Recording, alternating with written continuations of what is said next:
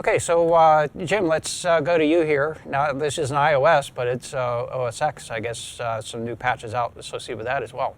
Right. Yeah, this was a busy week for Apple patches. They released patches for Apple TV and OS X and iOS and all of that. But the particular one I wanted to talk about is was discovered by a researcher in Sweden, Emil Kvarnhammer or something like that. I hope I didn't butcher his name too bad. Who discovered that there's the system startup or the system setup command rather.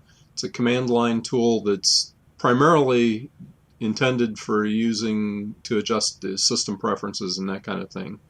But it has an API that allows access to root privileges, and it was not quite as protected as some people had thought it was. The bug apparently goes back to at least 2011 and was reported to Apple last fall, and so they fixed it in OS X Yosemite 10.10.3 that came out this past week. One of the big issues is that they indicated that to fix the issue in OS X older than 10.10, 10.9 and earlier, would require a substantial amount of changes on their side, and they will not backport the fix.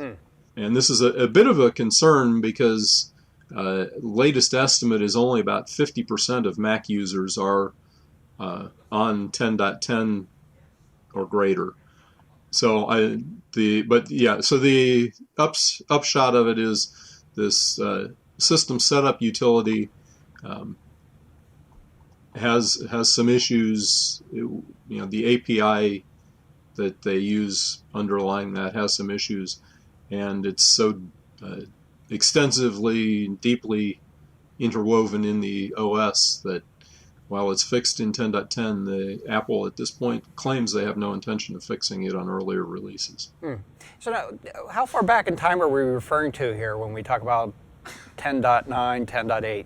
I don't remember exactly when those came out, but as I said, the bug has apparently existed since at least 2011.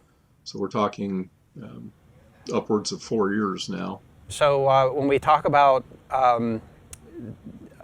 users, for previous versions, my presumption is that there's support for a period of time for each of the previous versions that gives you sort of a window or an opportunity to do the updates.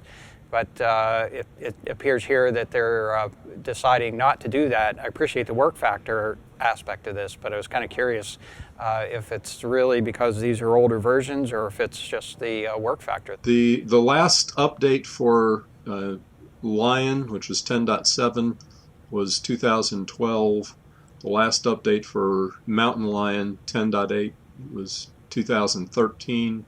Apple would like everybody to move to Yosemite, to the latest one. But as I said, current estimates are that only about 50% of Mac users are on the 10.10 branch.